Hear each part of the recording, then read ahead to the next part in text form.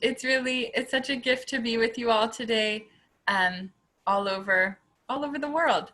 And as much as it's a sad season in terms of the rhythm of the Jewish year leading up to Tisha B'Av, it's obviously been a sort of sad number of months dealing with all that we're dealing with in the world. And the goal of this session is really to delve into a genre of rabbinic texts that really speaks to a moment of sadness and confronting loss, and to see what our textual tradition can offer by way of comfort, by way of outlet, by way of maybe even some kind of inspiration, but minimally company, both company with our tradition and company with others to learn it with. I just want to say, in terms of the format, I'm going to be sharing my screen in a minute so that we will actually get to encounter some text together, and we'll work through pieces of the passages from this work of rabbinic writings on the Book of Lamentations, and then I'll be having pauses to engage with questions or comments that you may have. If there's a question that arises on your mind as we're working through a text and you just can't wait to share it and you want to jot it down, you can feel free to throw it in the chat to Julie, who's sort of hosting and moderating here, so that you don't lose that train of thought. And she'll be reading through those when we get to our pause points for reflection. Okay, great to be with you all. I just wanted to say a very short word on introduction to what we will be studying. So the Book of Lamentations, Eicha, that we read on the night of Tisha B'Av, 5 chapters of lament, kind of poetic lament that are arranged alphabetically, going from A to Z. The kind of complete, maybe even overwhelming complete nature of loss being described there in structure, not just in content. The rabbis wrote Midrash, interpretations of this text. What we have as Eicha Rabbah, the text of Midrash, it's a fairly early rabbinic work. It's from somewhere around the 6th century, and it was composed in the land of Israel, just like Genesis Rabbah. So it's a pretty early version of the Talmudic sages not being in the mode of law, but actually in the mode of narrative. And you might even say poetry to some extent. So that's the text that we're going to be working with. And I'll just say, before we even jump in and kind of focus on the black and white letters there, one question on the table when we jump into this work, into this rabbinic work of interpretations of lamentation is, what does it even mean to try to interpret loss and tragedy and sadness, right? Is it possible to kind of do what the rabbis always do, which is take a text and ask all your questions and try to explain and understand and develop reasoning, right? Is it really possible to do that with loss? Or is the experience of loss actually kind of beyond the realm of words and beyond the realm of analysis and explanation? So to some extent, I know this is it's a little bit subverting our learning before we start it, but I think it's important to have on the radar as we do this. Even in the Book of Lamentations itself, the text at one point has the author traditionally posited as Jeremiah, whether or not that's historically true, saying to Jerusalem, "To what can I compare you? Ma adamelach." Is there any kind of analogy I could draw that would comfort you? Of course there's not. Of course words can't really capture the experience of loss. And it's very interesting to see that within a poetic work in the Book of Lamentations itself. And I just want to sort of straddle that tension as we embark on this learning journey together, to note from the outset that it might not be, quote unquote, successful. It might not really be possible for words to describe loss, and certainly not to explain loss, right? To render loss coherent. And yet it's something that we do and we try to do, because what other outlets do we have? I mean, maybe there's some things that are pointed to her that maybe tears is actually more kind of effective than words. But I just want to name that from the beginning. I think that's partly the project of this work by the rabbis, to explain loss, but also to put into words how loss might actually be inexplicable. Okay, so with that, I'm going to jump to screen share mode. You can feel free to make the text as big or small as you want on your own screen. And we'll be jumping out of screen share and gallery mode as I engage with your questions and comments as well. Okay, so here we are, where we're doing the Midrash on the Book of Lamentations, known as Hadar Rabbah.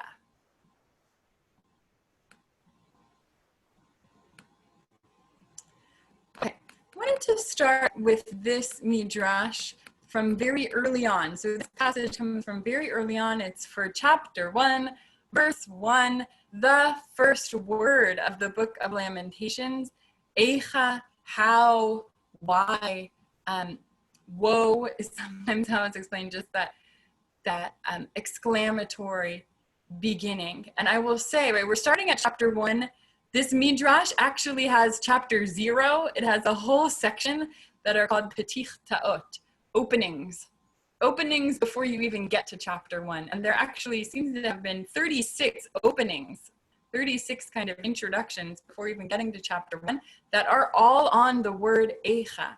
So 36 things to say about that word eicha before you even get to chapter 1. We are starting at chapter 1 instead of starting there, but I will say that the 36 seems to come from the gematria of eicha. If you sort of correlate each letter in the word eicha with a number, as the rabbis do, where aleph is 1, yud is 10, kaf is 20, hey is 5, you end up with 36. And so just want to say that even before this Midrash gets off the ground, it spends quite a lot of time on that opening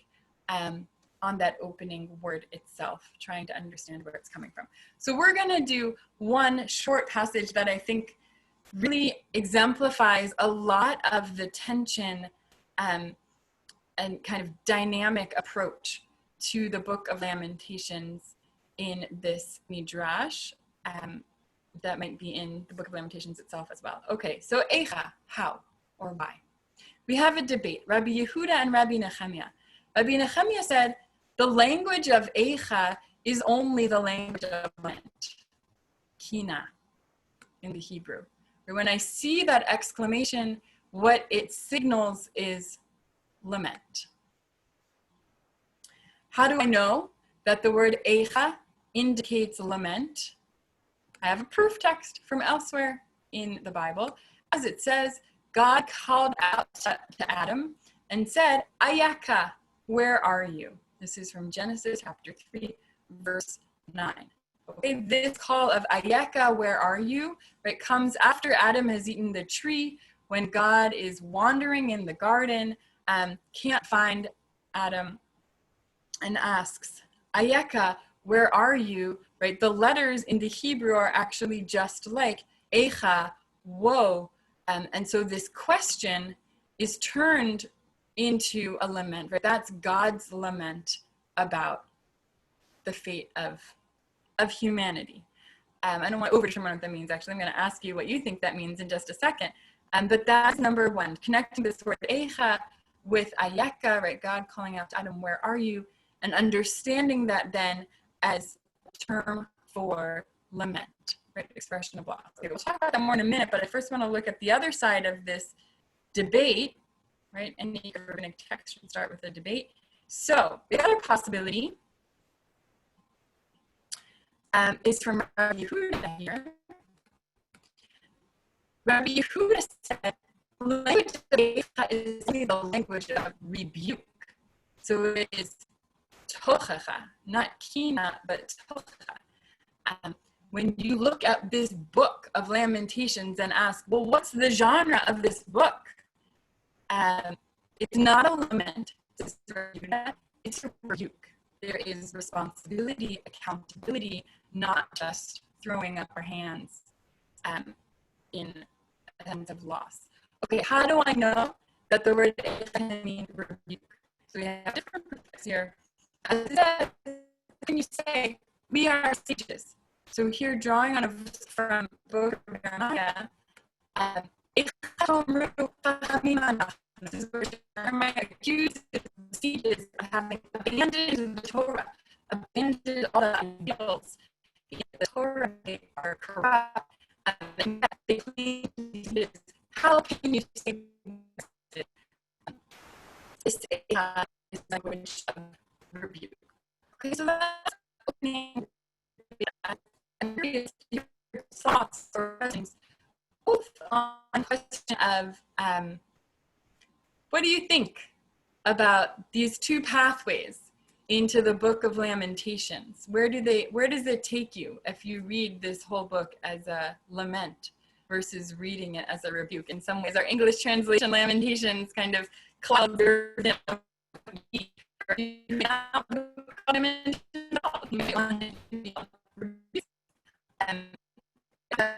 reading of the full text here. And also if there are any questions or comments on the nature of these proof texts. So understanding lament and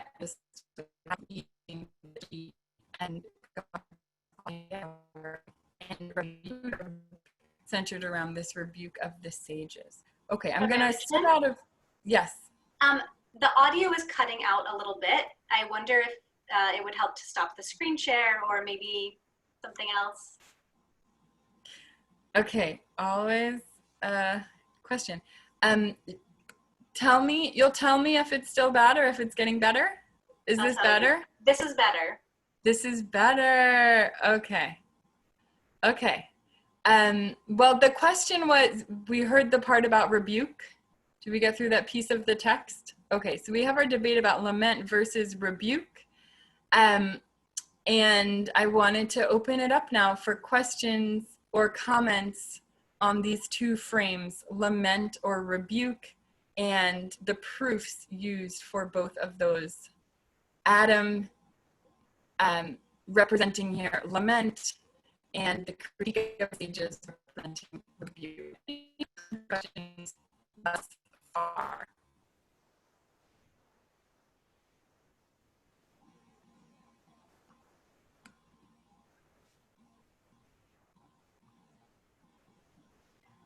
Could you repeat that last sentence?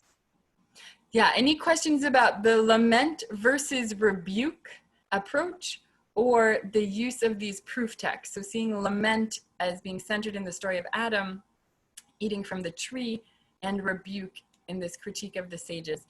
Tali and Katz, free to ask your question. Yes, it's interesting because when I think of laments, it's a very sense of mournful. So that when I go through Eicha, it puts us in a very mournful stage. But when I hear rebuke, it has a whole different energy. It's almost it taps a different part of yourselves. It's like there's a criticism where it pushes your buttons where lament does not. And I think of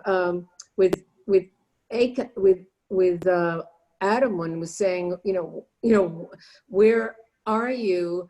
I almost think of that saying, questioning, like God saying, where are you, Adam, right now? That is to me, I was always feeling as that, as you want to say rebuke with a place of love, but where are my children? Where are you, my child? And I didn't. So that's okay. Thank you. So I wanna sort of lift up two pieces from what you shared here. One, the lament versus rebuke might affect our kind of overall posture going into reading this book.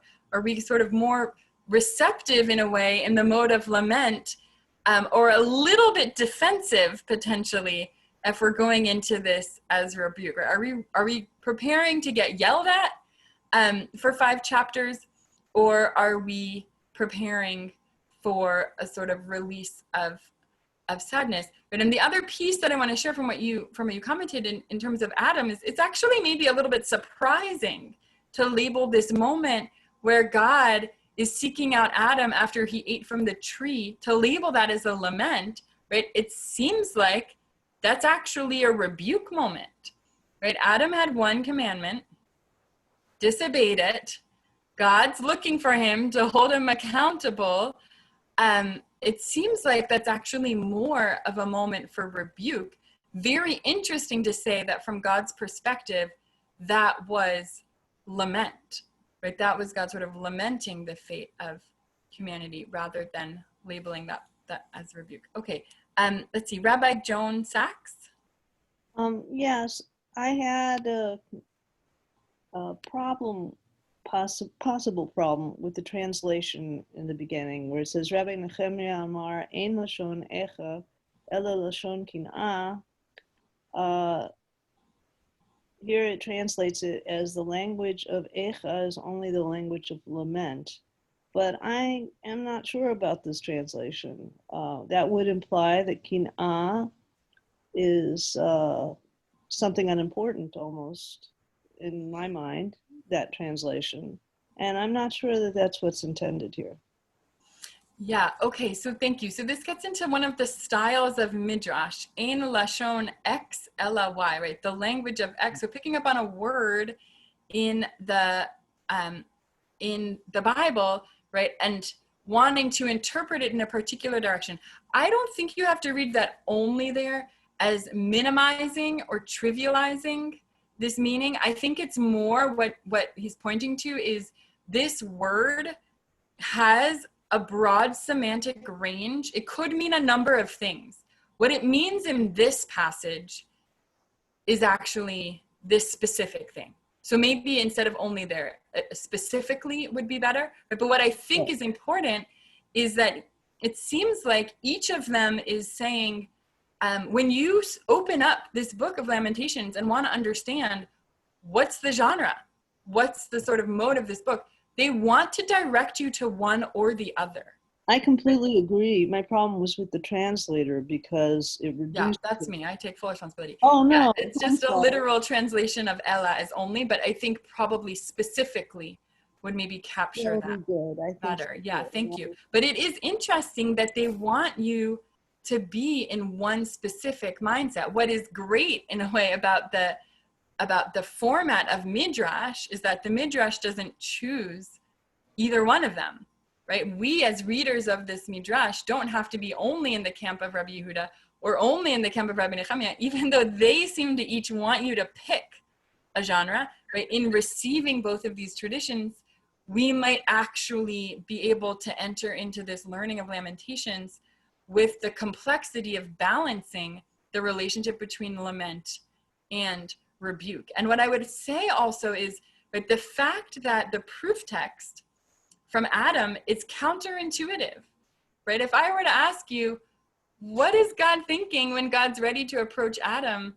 I think we'd be more inclined to say God is going to rebuke Adam, to say, actually what you need to do is approach that story and realize that there is lament there, right? It kind of sets us up to be ready to push back against our intuition, right? If we might be more naturally in a mode of lament and not be taking any responsibility, maybe it's a good moment to listen a little more closely for what could be rebuke here and take responsibility. If we're mostly in a mode of rebuke and sort of just feel a strong sense of guilt or personal accountability when we look at loss around us, maybe it's important to hear the other side. And can I say something? Lament. May yes, I comment? Carol? Yes. Go ahead. As a parent, if my child did some life-altering mistake, my first emotional heart response would not be rebuke. It would be lament. I would be grieving for that child because I know their whole life would be changed now.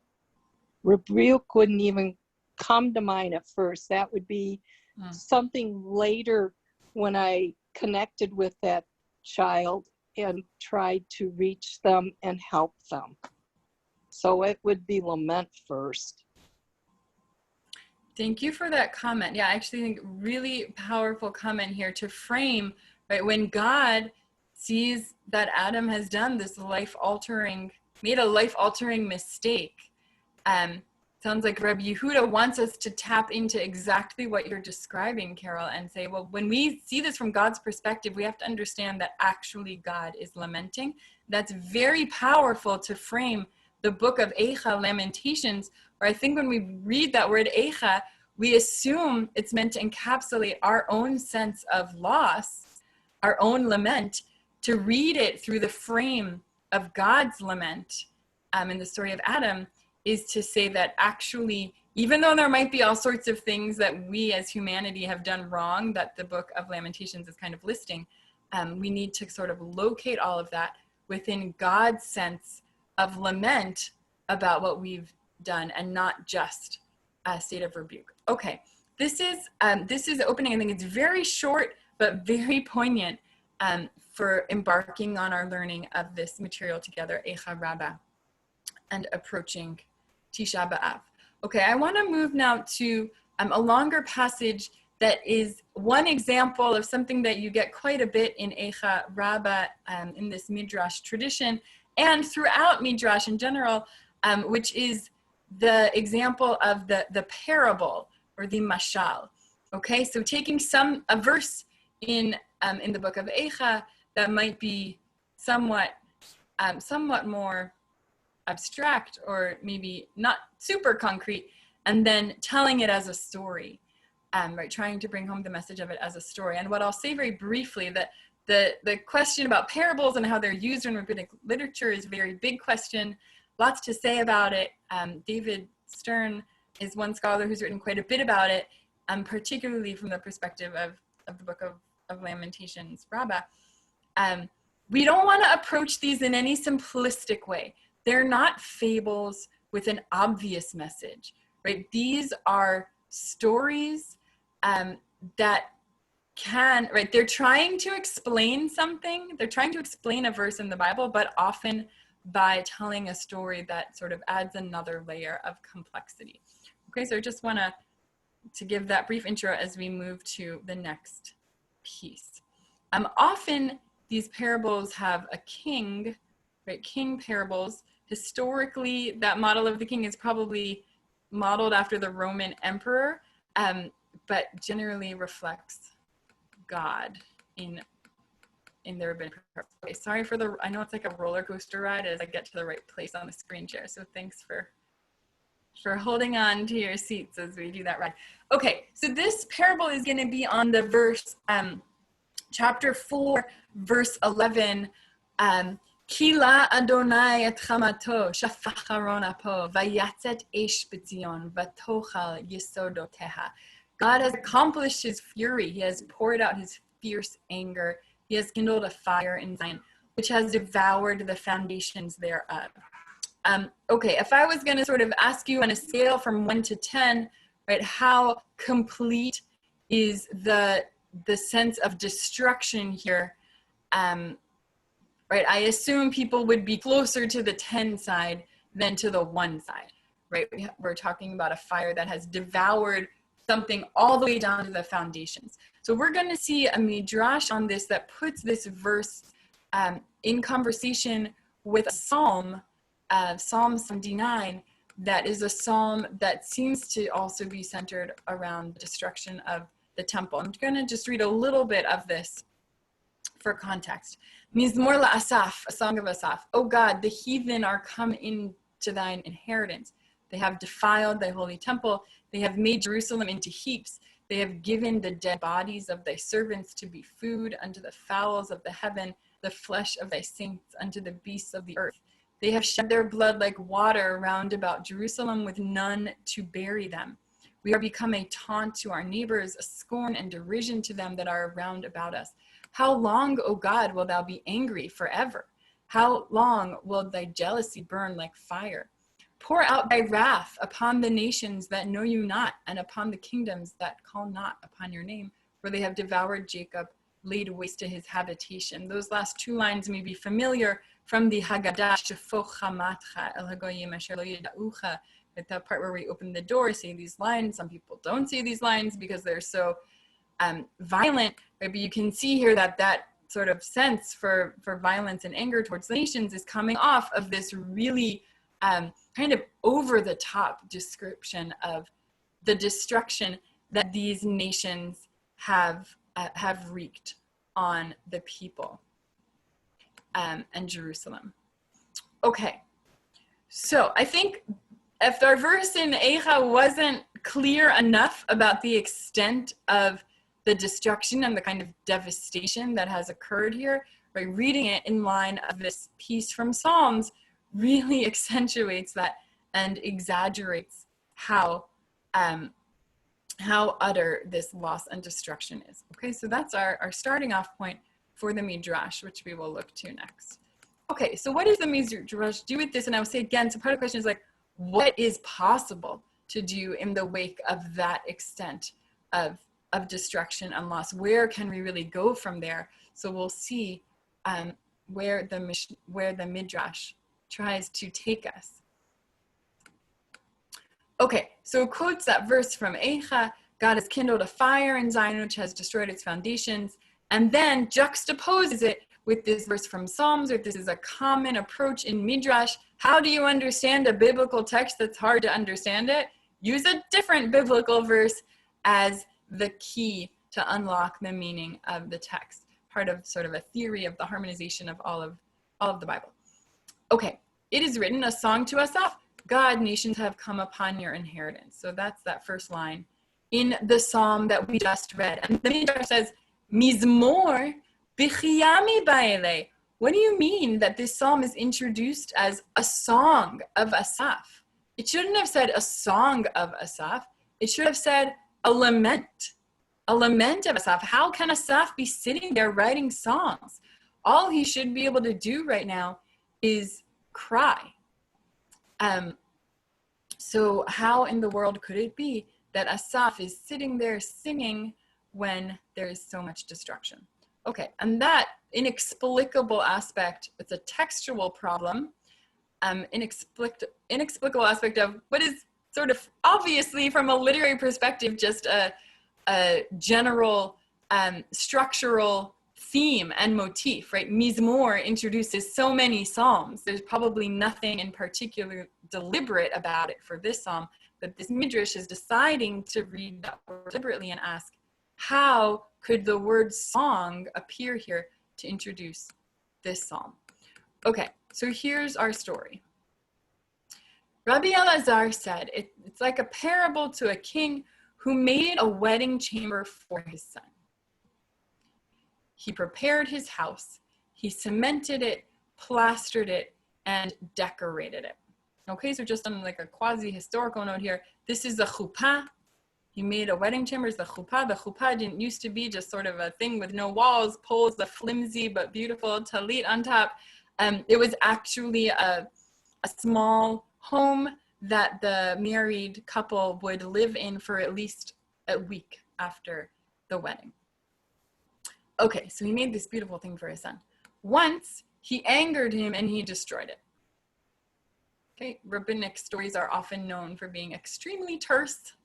So that's the conflict moment in the story. Once, the son angers the king, and so the king destroys it. The pedagogue commenced to sit and sing.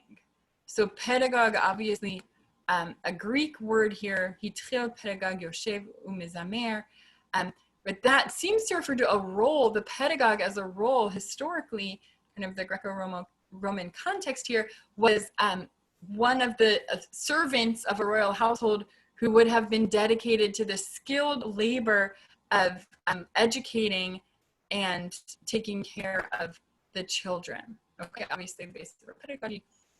Okay, so that's what happens. The pedagogue commences to sit and sing in the wake of this bridal chamber being, wedding chamber being destroyed. The king said to him, his house was destroyed and you are sitting and singing? Right? What? So we have a text here that's supposed to be explaining a textual problem. It seems like within the story itself, we've just introduced another problem, right? How can the pedagogue be sitting in the way of this story of conflict and destruction? He said to him, Pedagogue responded to the king, that is why I am singing, since he spilled his breath on his son's wedding chamber rather than on his own. Okay, so he was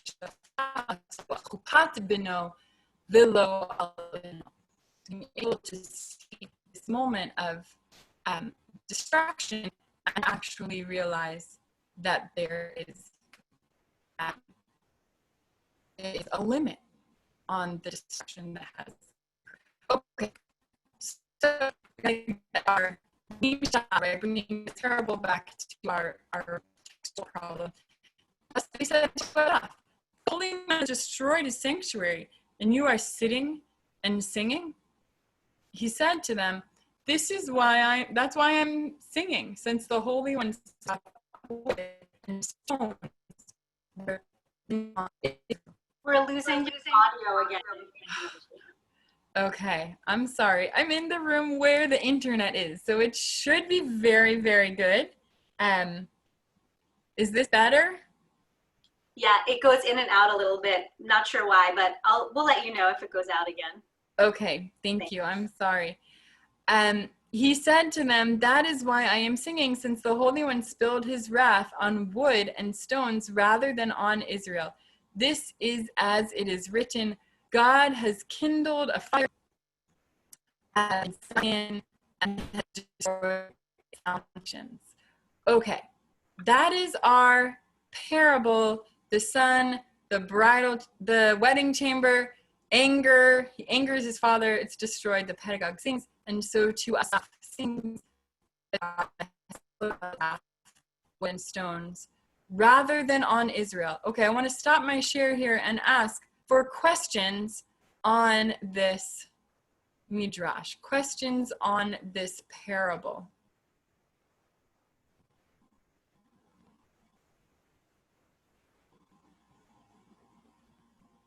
Are there any parts of this that don't make sense or that you have any questions about? I might keep my screen share up here actually so you can refer to that. Okay, totally clear, crystal clear? Seems to be okay now. Okay.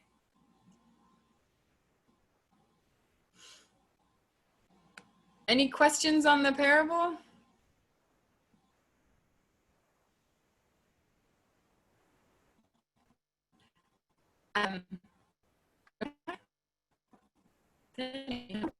Because it all makes sense.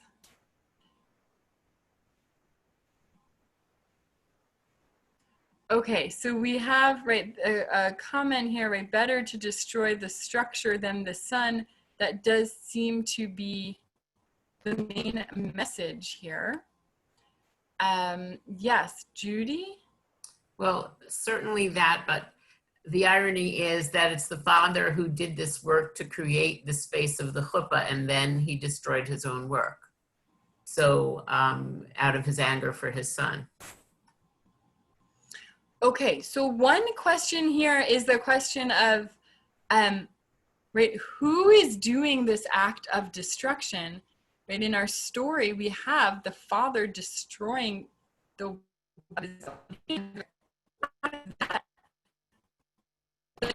passage, Lamentations, right, does it suggest that God is destroying Jerusalem as well, right? As opposed to Jerusalem being destroyed by these other nations, does the parable seem to suggest that actually God is scenes here? Okay, so that's one question, both from a kind of textual comparison perspective, and then also the bigger theological question behind that, right? What does it mean for God to destroy Israel? Right, for this destruction to be coming from God. Okay, other questions?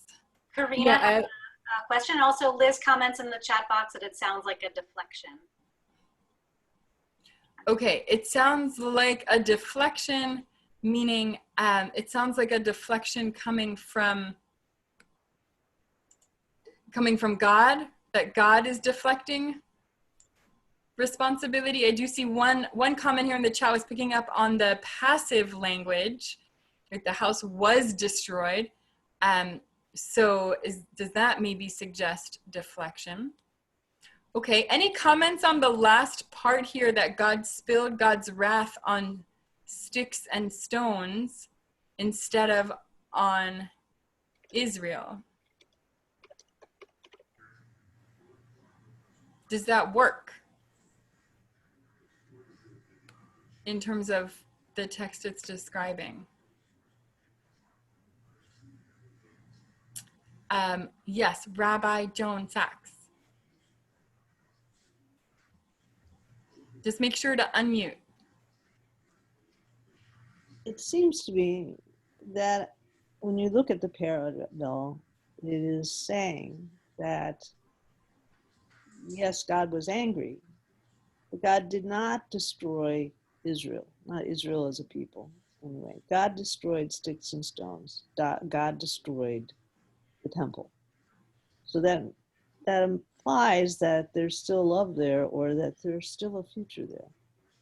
That this is a terrible thing that has just happened, truly horrific. But the love is not burnt out.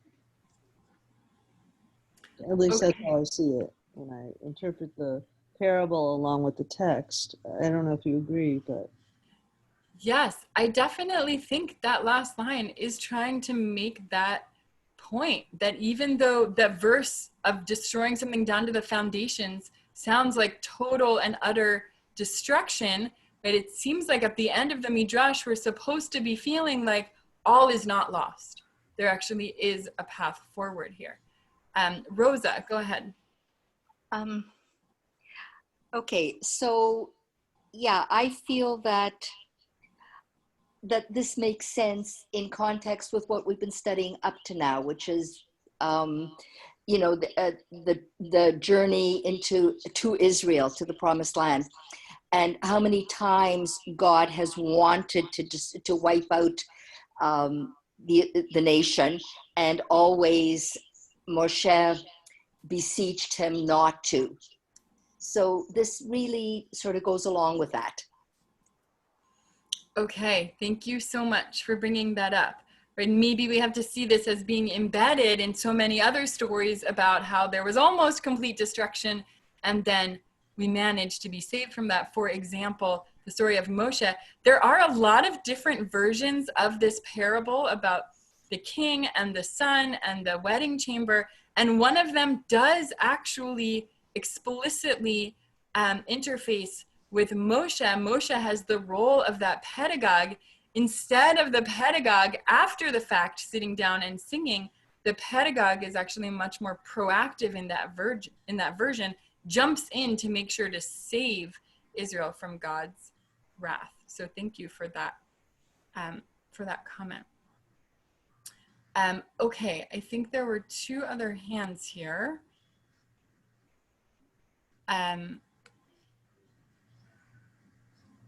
Yes, Judy? Perhaps in addition to Abraham and Moshe having those moments when they're talking God down from the wrath of utter destruction, it also speaks to initially God creates for us, whether it's the initial haven of Eden or whether it's the temple, you know, the world that we're living in. And when it's destroyed, I mean, we have this wonderful phrase also, you know, once it's destroyed, it'll never be, there's not another world for us to have. I think it's incumbent upon us, it's now our responsibility to rebuild. So yes, God destroyed, and now it's our turn to rebuild it for our people.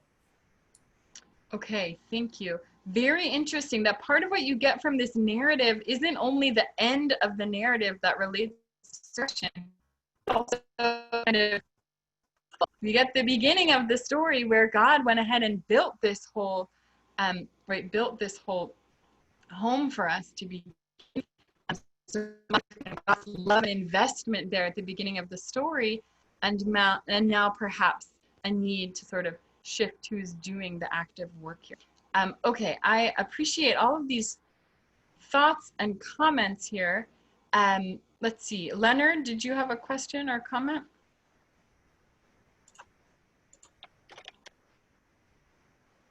Just make sure to unmute.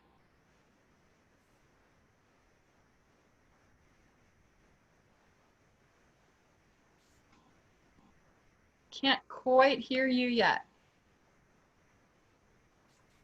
I find all the technical glitches are right at home for studying Lamentations Rabbah. That's all about everything falling apart.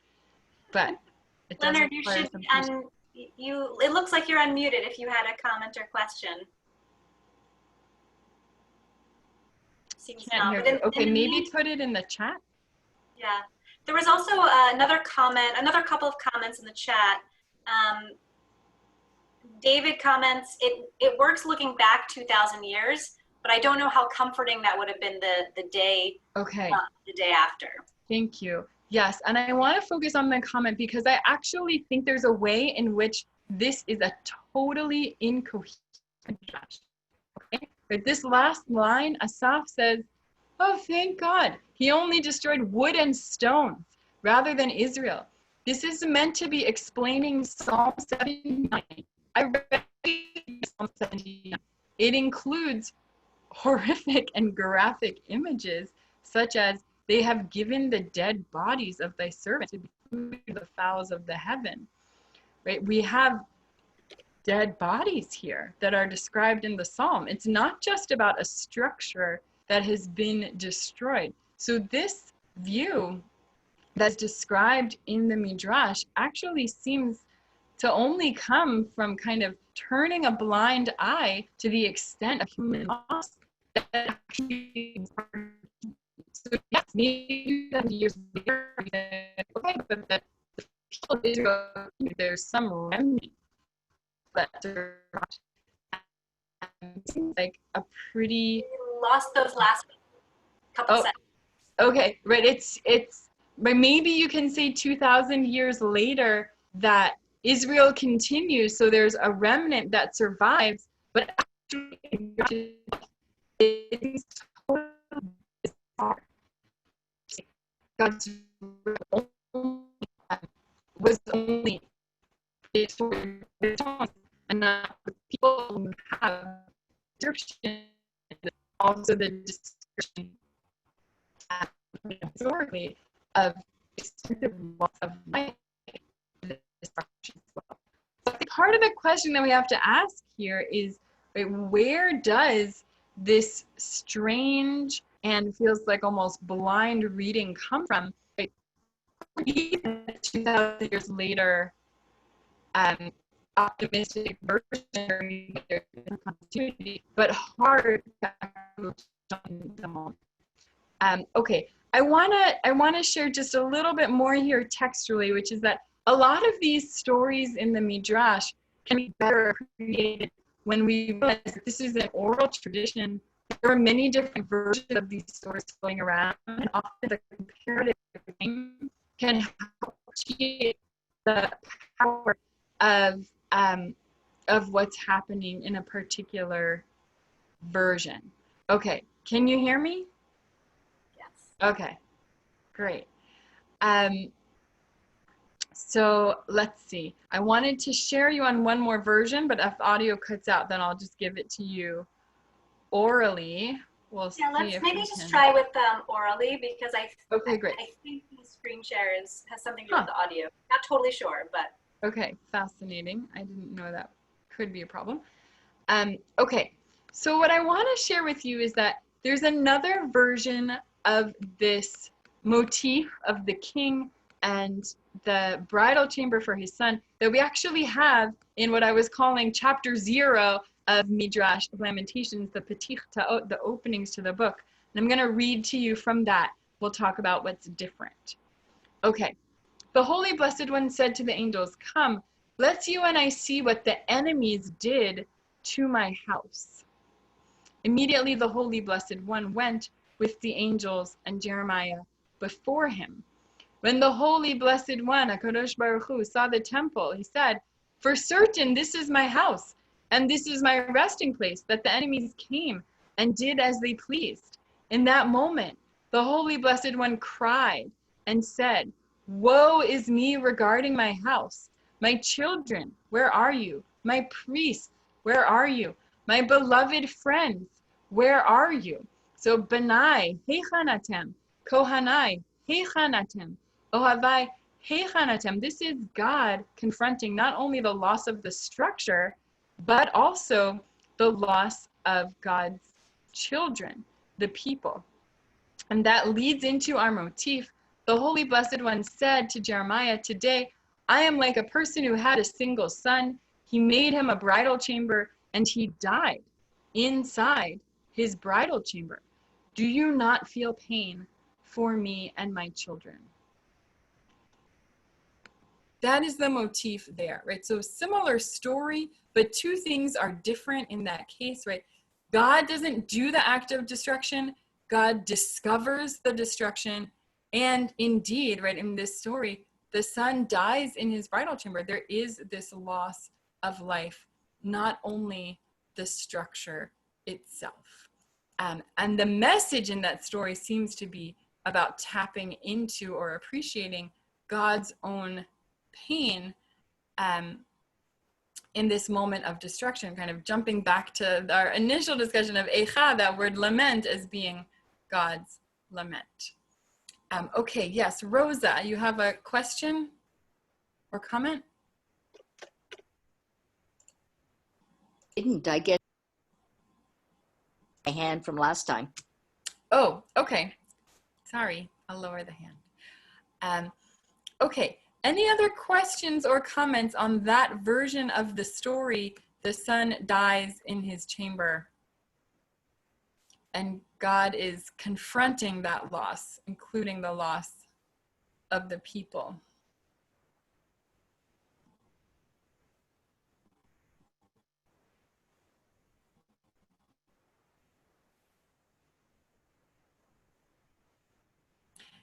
It's very sad. It's very sad.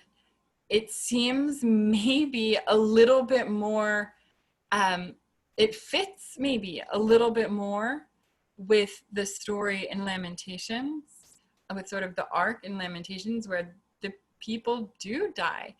And there is sort of the pain from all of that, and that sort of the description in so many places is about other nations coming in and destroying the temple. So I'll say sort of two general things as to frame what we can do with this, right? One is, I think, these motifs of where is the destruction coming from? Is it coming from other nations, or is it coming from God, right? That is one of the central tensions that we see throughout Lamentations and the rabbinic interpretation of it, right? That also bears on the question of, are we in a genre of rebuke? It maybe feels more like a genre of rebuke if it's God doing the destruction. That's the king rebuking his son for being angry. While if the destruction is really coming from these other nations, we're more in the genre of lament. That's the king discovering that this house has been destroyed, discovering that the son has died. So I want to follow through with that motif. But the other thing that I want to say that's maybe a little bit more complex, but gives us more of a window into this genre of Midrash is, right, what is this Midrash doing ultimately? And especially, what is this pedagogue doing, right? So we can get, okay, we get that there has to be a king, that's God. There has to be a son, that's Israel. But what is the role of this pedagogue exactly? So we had Rosa's comment that maybe the pedagogue is like prophets in the past, such as Moshe, who have really stood up for the people and protected them. That's not quite what's happening in this story.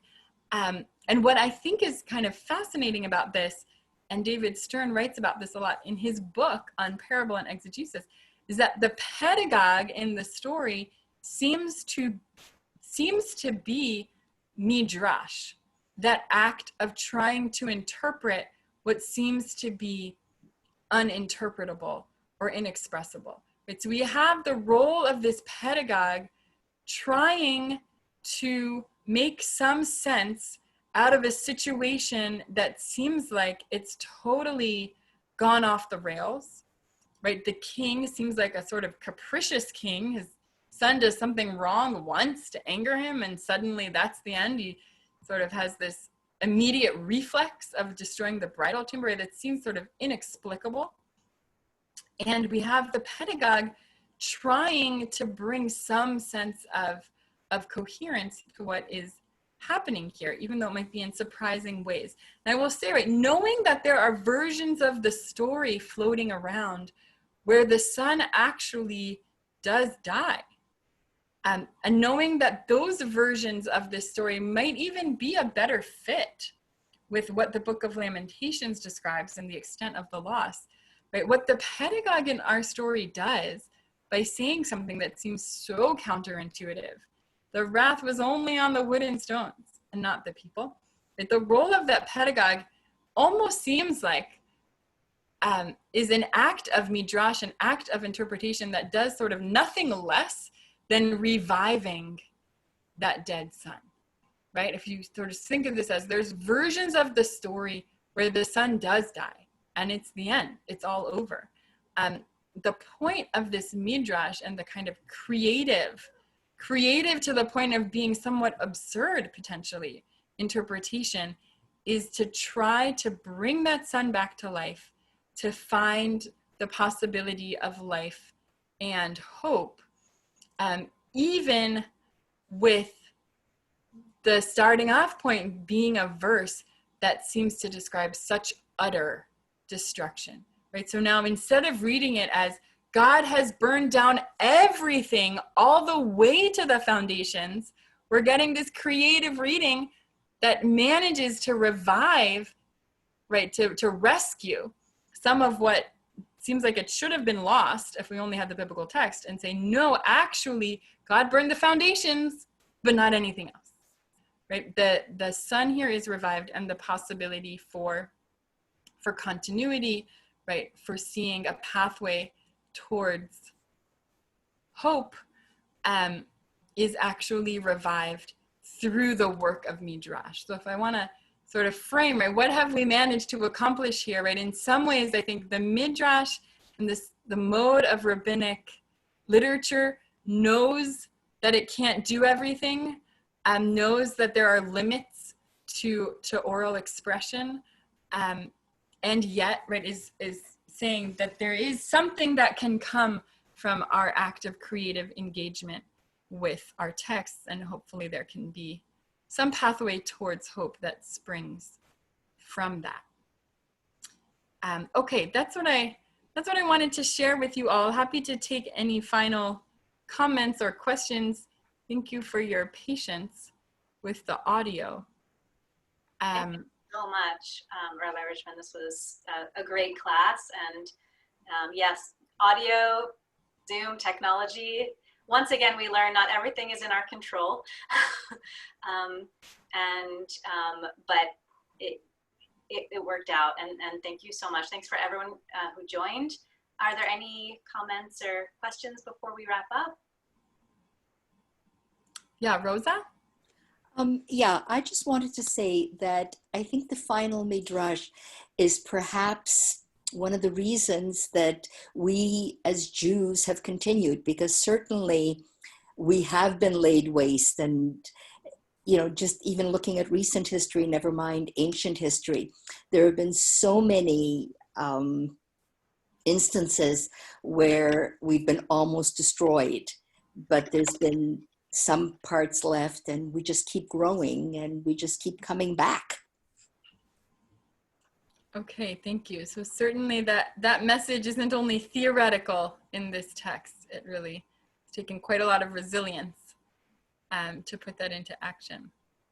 Maybe one more question from the text. What is the general attitude in Eicha Rabbah on due to our sins we were exiled? Yeah, so this is where I think there's really quite a lot of back and forth. There are certainly many passages in this Midrash that go that route of blame, right? Blaming the destruction on sins. I think there are two ways to interpret that trope. You could read it in kind of a backwards way, that it's looking for the cause of what has already happened. You could also take it as more of a forward trajectory, which is not trying to explain fully how did this loss and devastation occur and feel guilty about it, but to shift into that mode of tochecha, of rebuke, that is more about, well, there's a lot that's gone wrong here. What would it look like to try to take responsibility towards making things better in the future? A little bit less of a just beat the chest and feel terrible about everything we've caused, though maybe that element is a piece of it, and a little bit more of, right, what does it look like, right? It's like, to go back to Rabbi Yehuda, Rabbi Nechemiah debate, to make sure that we're balancing out that posture of lament and loss and just sort of tears with whatever piece of responsibility it's possible to take. There's also quite a lot of critique of leadership, right? As I didn't mention this in our first piece, but when we first looked at that comment on rebuke, it's rebuke of the sages. So it's not only about, as an individual, feeling terrible for our own guilt, but also seeing more structural, right, structural rebuke, thinking about leadership that can cause these kinds of things and how to have better leadership.